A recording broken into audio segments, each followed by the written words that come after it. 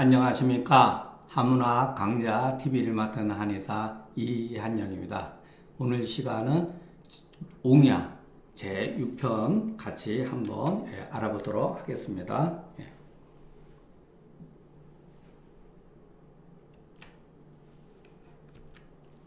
자, 공자가 말하기를 원래 예전에는 말씀하시기를 이렇게 해야죠. 공자가 말씀하시기를 옹은 가히 남면으로 삼을만 하다. 이 남면이라고 하는 거는 왕을 말하는 거예요.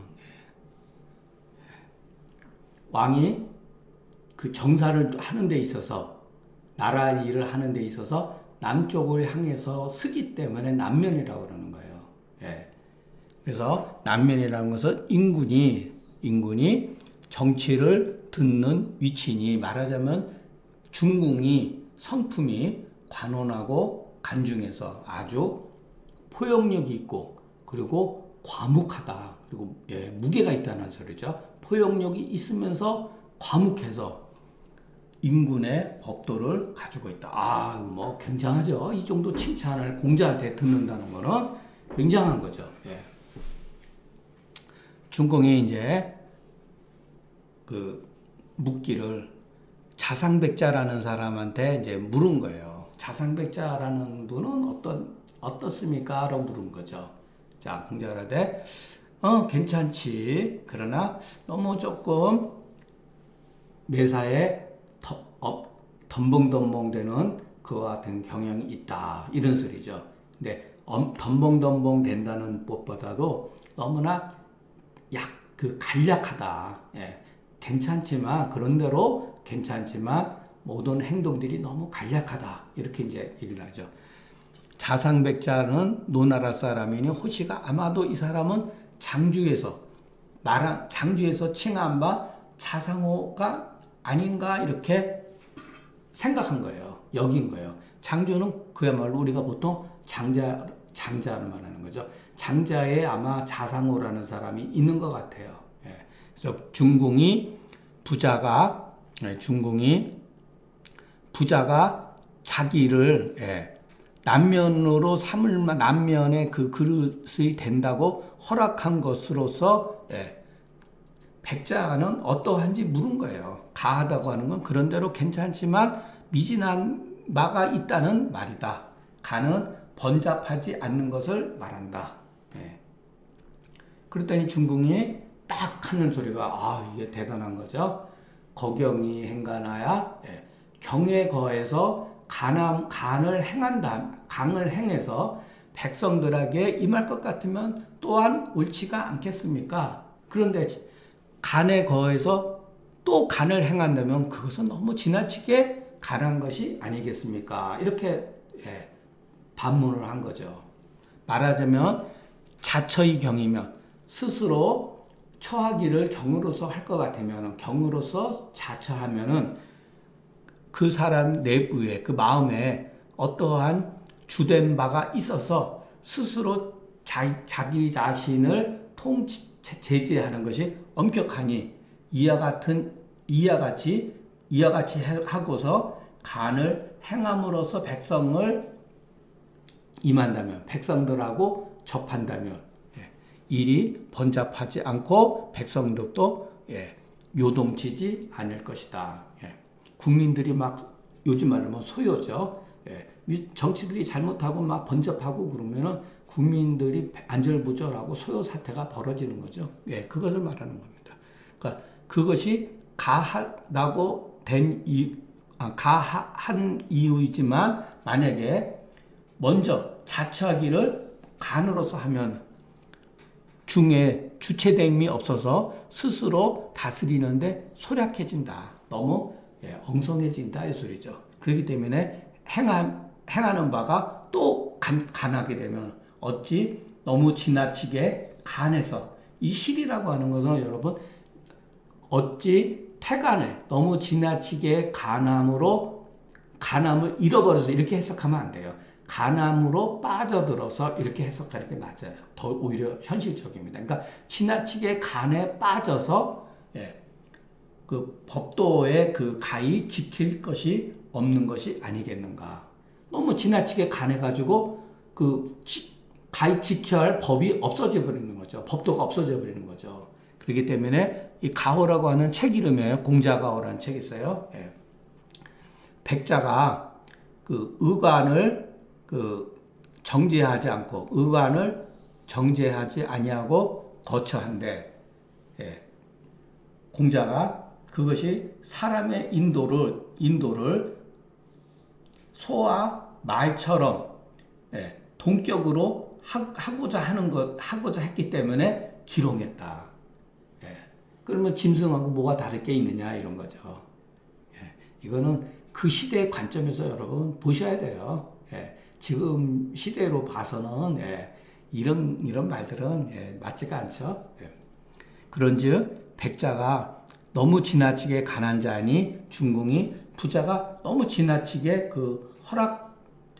부자의 지나치게 허락한 거에 대해서, 예, 의심했다 이런 것이죠. 예. 이제 공자가 말하기를, 자네 말이 옳네 이런 소리죠. 옹의 말이 옳다. 중궁은 공자가 공자의 가짜의 뜻을 완전히 이해하지 못했다는 거예요. 그렇기 때문에 말한 바의 이치를 묵개연했다. 예. 이해하지 못했지만은 공자가 그런대로 괜찮다고 하는 뜻을 이해하지는 못했지만 말한 바의 이치에 있어서는, 예, 그것을 묵개했다. 그러니까 마음속에서 합일점을 찾았다. 합일됐다 이런 뜻이에요. 고로 부자가 그렇다라고 한 것이다. 정자가 어르되 자상백자의 간은 가히 취할 만한 것이 있지만 진선은 아니다. 고로 공자가 그런대로 가하다고 이렇게 말씀한 것이다. 중궁이, 예, 이로 인해서 말하기를 안으로 경의 주에서 간결할 것 같으면 이것은 요직이 되고 아주 중요하고, 예, 곧게 되는 것이지만 내적으로 너무 간한 것을 두어서 행실까지 간하게 되면 이것은 어떠한 일처리에 있어서 너무나 덤벙덤벙되고 간략하게 되는 것이다. 빠져있는 것이 많게 된다는 거죠. 그렇기 때문에 이른바 가히 요지를 얻었다 것이다. 예, 중궁의 말이 맞는 거죠. 예. 또 가로되 거경중 심중의 무물이라. 이게 참 여러분 요런 말들이 이제, 예, 어려운 거예요. 심중의 무물이라고 하는 게. 그러니까 마음 상태가 어떤 외물에 의해 가지고 우리가 접하는 어떤 대상에 의해 가지고서 간섭받지 않는다 이런 뜻이에요. 실질적으로 여러분 어떻게 물이 없습니까? 우리가 실질적으로 거경한다 하더라도 우리는 항상 어떠한 사물과 접촉관계에 있잖아요. 보고 듣고 말하고 행동하고 그러잖아요. 그러니까 극기복례도 마찬가지예요, 여러분. 우리가 어떻게 눈 감고 살고 귀를 막고 삽니까? 보고 듣고 말하고 하는 거죠. 그러나 우리가 보고 듣고 말하고 행동하는 데 있어서 그 대상에 대해서 구애받지 않는다 이렇게 해석하는 게 맞습니다. 고로 행하는 게 바가 저절로 간결하게 되고 거간하게 되면은 먼저 마음의 간이에 있어서 이 다도 지나치게 이렇게 해서 지나치게 하나의 간자에 치우치게 된다. 고로 태간이라고 한 거다. 여러분 요거는 요즘 관점에서 이렇게 읽자마자 이렇게 바로 이해되는 그런 글은 아닌데 우리가 자꾸 이렇게 공부를 하다 보면은 거간이 행간이라고 하는 것은 중궁이 말한 것처럼 거간이 행간하면은 태간한 게 맞다. 그러니까 거경이 행간해야 된다. 이게 요체죠. 거경이 행간해야 된다. 애공이 묻기를 제자 가운데 누가 학문을 좋아합니까? 이렇게 물은 거예요. 그러니까 공자가 대하여 말하기를 아내라는 사람이 아내가 있었는데 학문을 좋아해서 분노를 다른 사람한테 옮기지 않고 허물을 거듭하지 아니했더니 그런데 불행하게도 단명해서 죽었습니다. 그런데 지금은 학문을 좋아하는 사람이 없다고 하니 없으니 제가 아직 화학자를 듣지 못했습니다. 이제 금야증 무한이라는 거는 불행하게도 아내가 요절했기 때문에 지금즉 없다. 아내가 없다는 얘기죠. 천은 이다. 옮긴다는 거다. 이는 반복하는 거다. 그러니까 갑이라고 하는 사람한테 어떠한 성질을 이렇게 화내는 것을 받았는데 을에 가서 그것을 옮기지 않는다는 거죠. 한강에서 뺨 맞고 뭐 종로에서 뺨 맞고 한강에서 분풀이하지 않는다. 그런 말하고 같은 거죠. 앞서 지은 허물을 뒤에 다시 재현하지 않는다. 안자의 극기의 공이 이와 같이 이르니 가히 정말로 학문을 좋아했다고 이를 만하다. 단명이라는 것은 안자가 32살에 졸한 것이다. 이미 이르기를 금야증 무라하고 또 미문화학자라고 말한 것은 심히 애석하게 여긴 것이고 또한 정말로 학문을 좋아하는 사람은 얻기가 어렵다고 하는 것을 밝힌 것이다. 그런데 이와 같은 질문은 애공이 제자 가운데 누가 학문을 좋아합니까? 라고 이와 같은 질문을 애공도 물었고 뒤에 가면은 대부가 또 물어요. 그 당시에 실제 권력자가 한번 그랬대 공자가 그때는 이렇게 얘기를 안 해요. 아주 간단하게 얘기해 버리지. 그러니까 임금이 물었을 때는 아주 이렇게 진솔하게 여러 가지 어떤 그 얘기들을 이렇게 쭉 얘기를 하지만 대부가 물었을 때는 간단하게 그냥 한마디로 그냥 얘기하고 말아요. 이제 그 차이가 있다는 점. 정자가 말하기를 자 예전에는 논어에서 그 주자가 정자의 그 해석을 취했을 때는 여러분 거의 대단한 사람인 걸 알 수가 있어요. 글을 보면은. 그러니까 정자가 아니었더라면은 주자의 학문이 과연 나왔을까? 모든 아이디어는 정자에 의해서 나왔다고 보면 됩니다. 안자의 논은 물에 있고 나한테 있지 아니한 거로 옮기지 아니한 것이요. 그래서 그 불선함이 있거든. 미상볼 알면은 다시 행하지 아니하니 이것은 불이가다. 또 가로되 희노가 일에 있으면 이치로서 마땅히 희노해야 될 것이요 혈기에 있지 아니하면 혈기에 있지 아니하면 옮기지 않는다. 자, 그러니까 여러분 어떠한 그 감정이라든가 우리가 살다 보면은 분노하고 즐겁고 슬프고 이런 일들이 벌어지잖아요, 여러분. 그것은 이치로서 마땅히 좋아하고 분노해야 된다는 것이에요. 그런데 그것이 혈기에 있지 않기 때문에 옮기지 않는다는 거예요. 마치 자 순임금이 사흉을 뱉는 데 있어서 자 순임금이 천자가 되니까 여기저기서 말을 안 듣고 반란이 조짐에 있고 대표적으로 사흉이라고 그랬거든요. 이거 서전에 나온단 말이에요. 그러나 여기도 여러분 미스테리한 게 굉장히 많아요. 그런 거를 제가 얘기를 하면은 전통적인 육아들 입장에서는 아마 막 저한테 욕도 많이 하고 그럴 거예요, 여러분. 자, 이 사용이 왜 반란을 일으켰을까요? 자, 순임금이 천자가 되고 요임금이었을 때는 이 사흉이 요임금에 잠잠했었다는 거예요. 그러나 요임금이 돌아가시고 나서 순임금이 되고 나서 그 본색을 드러낸 거거든요. 물론 전통적으로 그렇게 해석을 해요. 그러나 다른 시각도 있다는 것을 여러분들 아셔야 돼요. 왜냐면 분명히 여기에는 권력 다툼이 있었어요. 그 그러니까 요임금 밑에서 벼슬을 오랫동안 했던 사람은 순임금은 그 사람들 관점에서 그냥 듣보잡이에요. 들어보지도 못하는 잡놈이에요. 근데 어느 날 갑자기 캐스트 돼가지고서 요의 사위가 되고 그러면서 권력 기반을 닦은 거예요. 그러니까 기존에 있는 사람들이 가만히 있겠어요? 요임금 죽고 나서?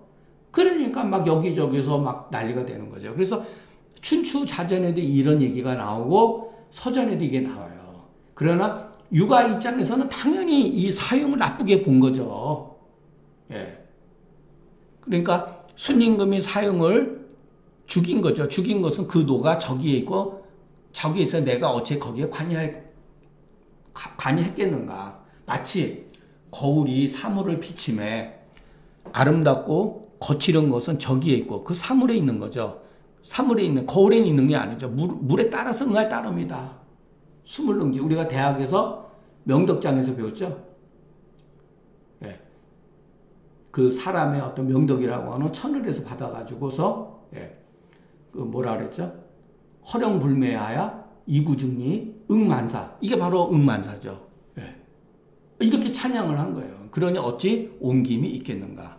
또 가로되 안자의 쥐이면 어찌 불선함이 있겠는가. 많은 이른바 불선이라고 하는 것은 다만 조금의 어떤 차이가 있는 거다. 중도에서 중용에서 약간 차이가 있는 정도에 따른 소리죠. 그래서 조금이라도 이 제자라고 하는 거는 가령 만약 이런 소리예요. 만약 조금이라도 차이가 있다면 여기서는 변이라고 그랬는데 보통 제가 그 금계유학 처음 시작할 때도 제자가 있으면 그 뒤에 즉자를 받아요. 즉자로.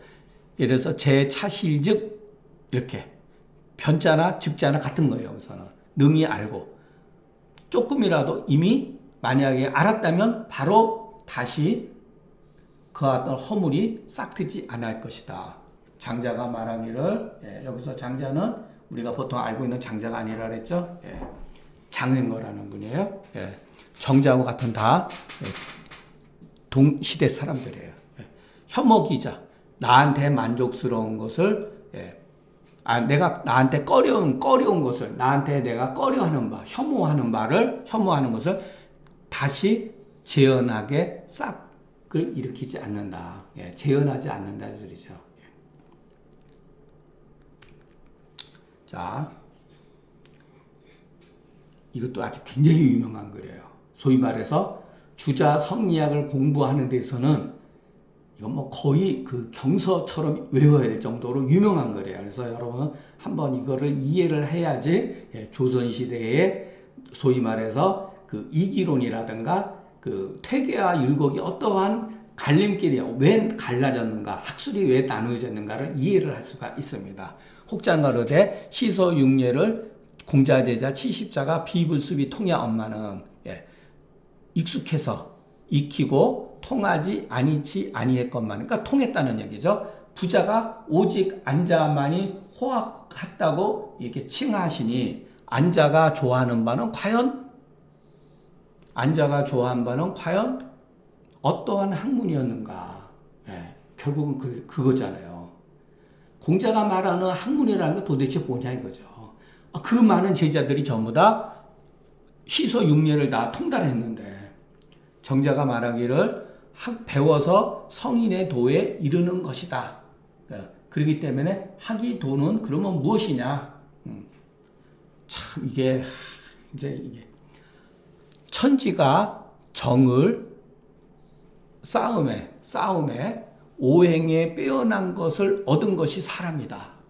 그래서 제가 금계요약 처음 해볼 때 거기 그 본문에 보면은 인품오상이라고 했잖아요. 인품. 사람은 오상을 품했다, 받았다, 하늘로 받았다. 그게 바로 이런 소리예요. 이게 거의 오행에 빼어난 것을 얻은 것이 사람이니 성인은 그 가운데 더 빼어난 사람이에요. 오행에 빼어난 것을, 동물은 빼어난 것을 얻지 못한 거예요. 치우쳐진 거예요. 본색에 있어서는 진실되고 고요해서 그것이 미발한 상태에서는 오성이 갖추어지니 이게 바로 인의예지 신이다. 원래는 이제 맹자가 말한 대로 인의예지죠. 그런데 후세에 동증서에 의해 가지고서 신이 들어간 거죠. 오성이 갖추어졌고, 그리고 인간이라고 하는 거는 육체를 가지고 태어나는 거잖아요. 육체가 이미 생겨졌을 때 어떠한 외물이라고 하는 것을 우리가 살아가면서 그 사회생활에서 벌어지는 그렇게 나하고 어떤 그 관계를 맺는 걸 외물이라고 생각하면 됩니다. 우리가 살아가면서 사람을 많이 만나고 어떠한 그 사건에 연루가 되기도 하고 그러잖아요. 그런 것이 내 육체에 접촉이 된다. 그러면은 접촉이 되면서 우리 마음에는 그것으로 인해서 이것으로 인해서 우리 마음이 동요하게 된다는 거예요. 예. 그래서 그 중이 움직여서 그 우리의 마음속에 움직여서 칠정이 한다는 거예요. 거기에 따라서 우리 감정 변화가 드러난다는 거예요. 우리가 사회생활하고 막 부딪히고 집안에서도 가족 간에도 또는 사회에 나와서 직장에서도 직장 어떤 그 동료들하고 또는 우리가 사업하는 어떠한 다른 사람들하고 그게 다 일종의 외물이에요. 예. 그런 것이 어떠한 그 감정 간의 어떤 일을 통해 가지고서 접촉이 있을 거 아니에요. 그게 바로 촉기형이 돼 가지고서 우리 마음에 그것은 동요를 일으킨다는 거예요. 기분이 나쁠 수도 있고 좋을 수도 있고요. 예. 그래서 그것이 칠정이 출현하는데 그것은 이른바 희노애락 애구욕이다. 자, 희노애락 애구욕. 그래서 칠정이라는 말은 원래는 희노애락이라 그래가지고서 중용에는 희노애락 이 정도만 나왔는데 정자가 희노애락 그 희노애구 그 애오욕까지 이렇게 7개를 만들어 놓은 거예요. 예. 그래서 우리가 4단 7정인론이에요. 4단 7정. 그러니까 여기서 원래는 여기서도 인의예지 신이라 그랬지만 인의예진이죠. 인의예진. 그러니까 4단 이게 7정. 예. 그러니까 4단은 성이고 희노애락은 일종의 감정이죠. 예, 이렇게 다 관계가 돼 있다는 거. 자, 다시 한번. 인의예지는 성이고, 희노애락 애오욕은 이것은 바로 우리의 감정이죠. 그러니까 여기서 이제 문제가 발생이 된 거예요. 그러니까 이와 같은 우리의 감정이 불꽃 타듯이, 불꽃이 일어나듯이 더욱더 요동을 치게 되면 그 성품, 본래 가지고 있는 우리의 성품이 착이라고 하는 건 틀어진다는 얘기예요. 예, 안 맞는 거예요. 틀어져 버린다. 고로 각자는 아는 사람은 그 감정을 이렇게 걷어들여 가지고서 중에 합치고 마음을 바로잡아서 그 성을 결국은 기르는 거다. 그래서 약기정이 양기성이죠. 여기에도 정하고 성이 나오는 거죠. 예. 요게 일종의 이 정이 용이라 그러면은 여기서는 성은 체가 되는 거죠. 예. 그러니까 어떻게 보면 우리는 이 공자 때만 해도 그 소위 말해서 그 뭐라 그럴까 원시 유교라 그러고 그 선유교라고 이제 할 수가 있는데 그때 당시의 유교는 전부 다 이런 공부였어요. 약기정. 감정을 먼저 이렇게 검약하는 공부가 주로 이룬 거예요. 그런데 후세의 주자의 그 정자라든가 주자에 의해서는 이 양기성하는 공부로 전환이 돼 버려요. 예. 그 영향을 준 게 바로 도교하고 불교라는 거예요. 예. 그래서 이것이 신유학이 돼버린 거예요. 새로운 유학이 돼버린 거예요. 예. 자, 그리고 그러나 반드시 먼저 마음을 밝혀야 된다. 밝히는 게 어떻게 밝히죠? 경물치지해야 되잖아요. 공부해야 되는 거예요. 이 밝은 게 명덕에서도 우리 마음이 본래 허령불매하고 선하다 할지라도 기질하고 후천적인 욕망에 의해서 가려진다 그랬잖아요. 그렇기 때문에 공부해야 돼. 먼저 공부 항상. 그래서 그 나갈 바를 안 연후해야 바야흐로 역행해서 지극함을 구하는 거다. 그런데 안자의 그 비례물시청 언동과 불촌로 이과 같은 것은 정말로 학문을 좋아함이 독실해서 배움의 그 도를 얻은 것이다. 배움의 그 도를 얻은 것이다. 이렇게 해석을 합니다. 그러나 아직 성인에 이르지 못한 것은 무엇인가 모르게 안자는 지키려고 하는 공부지 변화된 것이 아니라는 거예요. 아까도 얘기했듯이 공자는 안인이라고 그랬죠. 예. 그런데 아내는 불위인이라고 했죠. 위인을 벗어나지 않는 것. 그게 바로 수지죠. 그렇기 때문에 공자처럼 안인처럼 완전히 좋아 이렇게 그렇게 된 게 아니라는 거예요. 그러나 아내가 만약에 가지 인연이 만약에 몇 년 더 살았다면 이런 소리예요. 얼마 지나지 않아 화했을 것이다. 공자처럼 그렇게 됐을 거라는 거예요. 근데 금이는 오늘날 사람들은 이에 성인은 본래가 생이지지이기 때문에 학문으로 가히 이룰 수 없다. 학문으로 가히 이룰 수 없다라고 이르러서 배우는 바, 그 사람들이 배우는 것으로 여기는 것은 다 기송 사문지간에 불과할 따릅니다. 글을 외우고 글을 짓는 것에 머무를 따릅니다. 그 또한 안자의 학문과 안자가 추구했던 학문과는 다른 것이다 이런 거죠. 그래서 이것을 나중에 문학이다 그래가지고 그 정자도 그랬고 이 문학이 이런 기송 사장지습이 그 완물지심이라 그랬어요.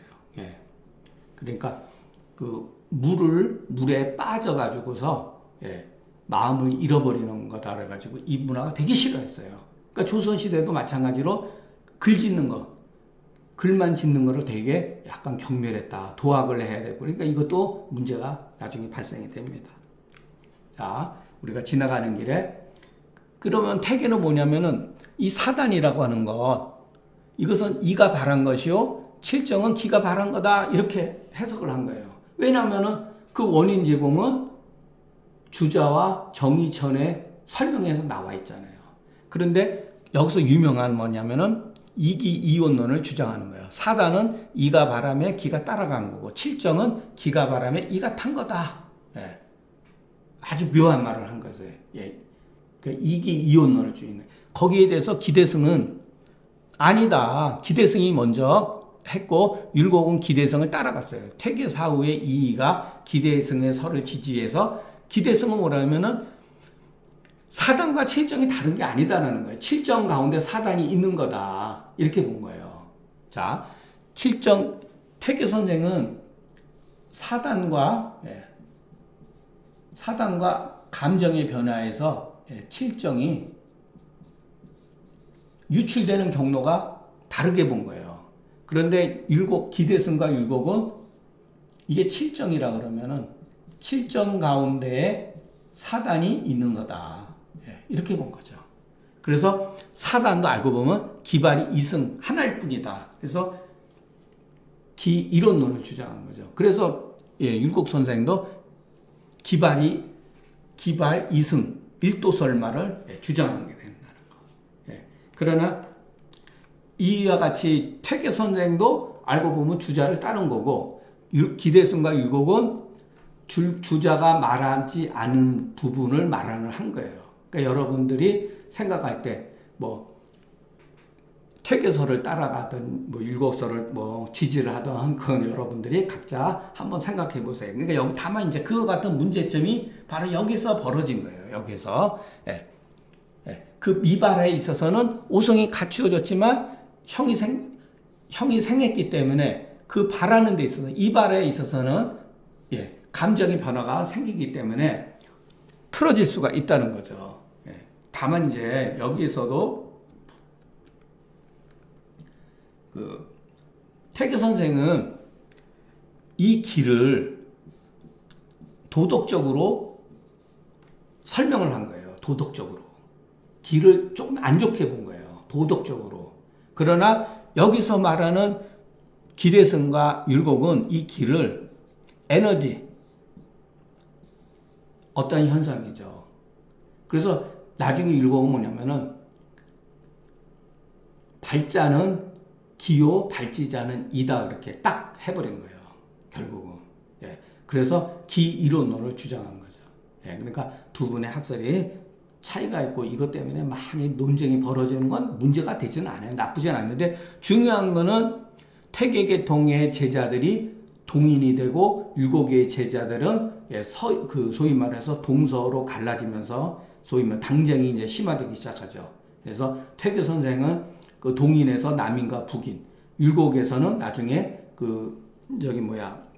그 송시열을 기점으로 해가지고서 소론과 노론으로 갈라지고 조선 후기에 가서는 완전히 노론에 의해서 나라가 그냥 절단이 나버리죠. 아주 그 율곡이 의도한 건 아닌데 율곡의 제자 사계 김장생이 율곡의 적통을 이었고 그 뒤에 그 우암 송시열이 했는데 송시열은 정말 문제가 많은 사람이에요, 여러분.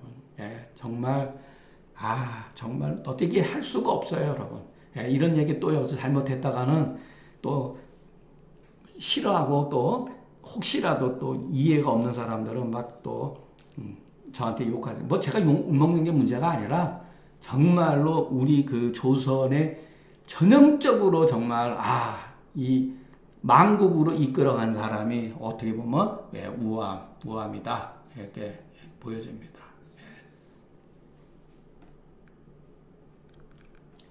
우암은 글도 무지하게 많이 썼어요.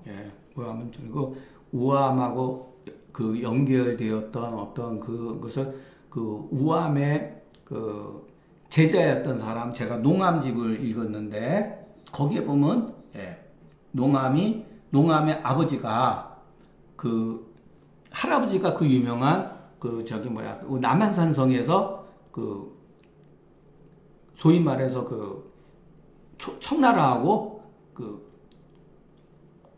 굴복하면 안 된다라고 했던 김상원이에요, 할아버지가. 그리고 그 아버지가 제가 지금 생각이 안 나는데 전부 다 영의정을 했죠. 3대가 영의정을 했던 집안이에요. 그러니까 이 명문 집안이에요. 농암 선생, 김창엽 선생은 명문 집안이에요. 형님도 영의정까지 올라갔던 분이니까. 근데 그 아버지가 농암한테 그 우암한테 가서 공부를 시켜요. 그러니까 공부를 다 하고 또 우암한테 가서 나중에는 일종의 전부 다 그 기본은 다 배우고 간 거죠. 집안에서 워낙 가풍이 있으니까 우암에 가서 이제 여러 가지 배우는데 아버지가 뭐라 그랬냐면은 우암은 심술이 있는 사람이기 때문에 조심해라 그랬어요. 그게 기록이 다 나옵니다. 제가 괜히 그런 게 아니고 농암은 이 우암한테서 그 소위 말해서 그 율곡의 그 학문을 기이론론 쪽으로 공부를 하지만 퇴계 선생의 학설도 인정을 했던 분이에요. 유일하게 거의. 당쟁에 이분은 평생 은퇴해가지고 벼슬에 나가지 않았어요. 그 집안이 그 어떻게 보면은 그 화를 입었기 때문에 그 당쟁에 의해 가지고 아주 유명한 분이에요. 그러니까 일반 분들은 잘 모르는데 그 조선 시대의 문집이라든가 이런 걸 공부하는 사람은 농암은 반드시 굉장히 중요한 인물이다. 왜냐면 그 위당 정인보 선생이 우리 정인보 선생 잘 알죠? 정인보 선생이 뭐라냐면 우리 조선 5천년 역사에 제일 가는 문학가였다. 이 정도로 글을 잘 썼다는 분이에요. 그러나 그것은 뭐 개인의 생각이죠. 그만큼 이것을 통해서 결국은 그 소위 말해서 이기 논쟁이 그냥 이기 논쟁으로 학술적인 어떠한 토론이었으면 되는데 여기에 사문난적, 우암이 막 사문난적을 해가지고 다른 해석을 하는 사람들을 임백호라든가 이런 사람들을 미워해서 사문난적을 몰아서 죽이고 그랬다는 거 아니에요, 여러분.